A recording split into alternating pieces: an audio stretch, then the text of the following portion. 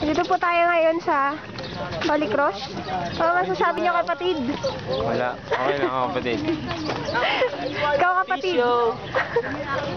Kumusta ka pala sa mga mag-anak ko dyan? Dito tayo big time. May alay lakad ah. Di ba tayo magja-jogging? Oo. Ha? Wala ka. Magaling ka talaga kumasabi. Batid, ano sabi mo? Ano ako, may nakita na po ang may nakikita na mga babae naglalakad. Nag-jogging na po ako. Kasi kailangan na pong gawin yan eh.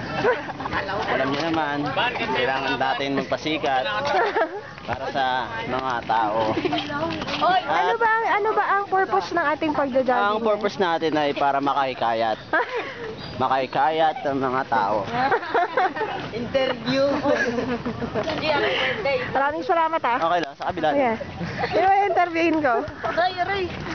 Si Raymond, pogi po ako. Si Mundo.